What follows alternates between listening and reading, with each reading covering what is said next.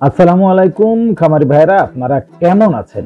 আশা করছি মহান আল্লাহ তাআলার রহমতে আপনারা সুস্থ আছেন, ভালো আছেন। অলরেডি কিন্তু শীত পড়তে শুরু করে গেছে। আজকের ভিডিওটা অত্যন্ত গুরুত্বপূর্ণ। শীতকালে গবাদি পশুর পরিচর্যা এবং যত্ন কিভাবে করতে হবে যাতে কোনো ক্ষতি আপনার ফার্মে না হয়। আর তাই ভিডিওটা না টেনে শেষ পর্যন্ত দেখতে থাকুন। কোন জেলা থেকে ভিডিওটা দেখছেন সেটা কমেন্টে জানান। আর গরু, ছাগল, হাঁস, মুরগি রোগবালাই এবং ঔষধ সম্পর্কে জানতে আমার চ্যানেলটি এক্ষুনি সাবস্ক্রাইব করে বেল আইকন বাজিয়ে দিন। শীতকালে শৈত্যপ্রবাহের কারণে পরিবেশের তাপমাত্রা অনেক সময় 10 ডিগ্রির নিচেও চলে যায়। বিশেষ করে বাংলাদেশের উত্তরাঞ্চলে এই তাপমাত্রা খুব বেশি অনুভূত হয়। তাছাড়া উত্তরাঞ্চলে শীতকালে কুয়াশা বৃদ্ধি পায়।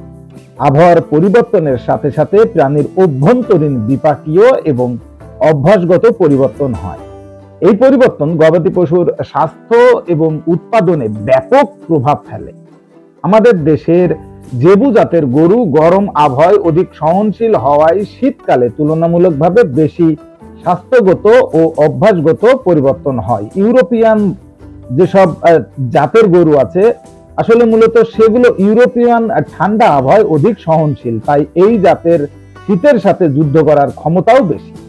দেশি জাতের সাথে সংকরায়নের ফলে এদের শীত সহ্য ক্ষমতা তুলনামূলকভাবে কম। তাই শীতকালে গরুর স্বাস্থ্যের দিকে কিছু বিষয়ে বাড়তি মনোযোগ অবশ্যই জরুরি। শীতকালে মানুষের পাশাপাশি গবাদি পশুরও নানা রোগবালাই দেখা যায়। ফলে গবাদি পশুর দেহের ওজন কমে যায় এবং দুধ উৎপাদন কমে যায়। শীতকালে গবাদি পশুর রোগ নিয়ন্ত্রণে যেসব বিষয়ের দিকে আমাদের খেয়াল রাখতে হবে সেগুলো নিয়ে এখন আলোচনা করছি। প্রথমত দেখতে হবে পশু যেন বেশি ঠান্ডা না লাগে সেদিকে খেয়াল রাখতে হবে। গবাদি পশুর শরীর পরিষ্কার ও পরিচ্ছন্ন রাখুন। শরীর শুষ্ক ও শুকনো রাখুন। গাছ ও গাছের চট দ্বারা অথবা ছাগলের গায়ে চট বা মোটা কাপড় দ্বারা আবৃত করে ব্যবস্থা নিতে হবে। গাছ বলতে অনেক ক্ষেত্রে দেখা যায় যে গাছের বড় বড় পাতা দিয়েও আসলে বাছুর গরুগুলোকে বা ছাগলগুলোকে আসলে আবৃত করে রাখা হয়, তবে সেই জায়গায় আসলে চট বা মোটা কাপড় হলে সব থেকে ভালো হয়। গরু ও ছাগলের ঘরের মধ্যে বাতাস প্রতিরোধের জন্য চট বা পলিথিন দিয়ে ঘিরে দিতে হবে। কুয়াশায় পশু যেন ভিজে না যায় সেদিকে অবশ্যই খেয়াল রাখতে হবে, এতে নিউমোনিয়া হবার সম্ভাবনা থাকে।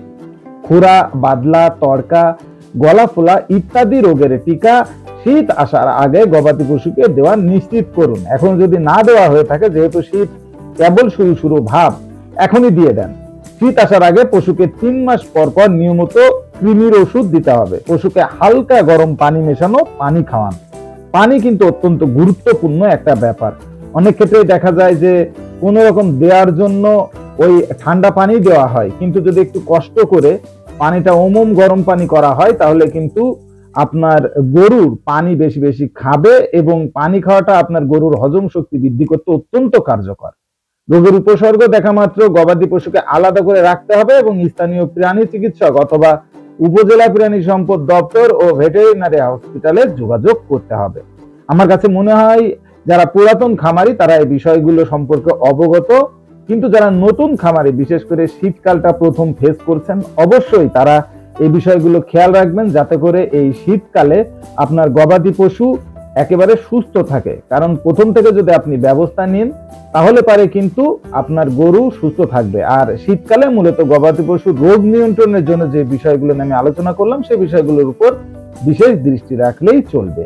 আশা করছি ভিডিওটা আপনাদের অনেক উপকারে লাগবে। ভিডিওটা ভালো লাগলে লাইক, কমেন্ট এবং শেয়ার করবেন। আজকের মতো বিদায়, দেখা হবে পরবর্তী ভিডিওতে। সেই সময় পর্যন্ত সকলে সুস্থ থাকুন, ভালো থাকুন।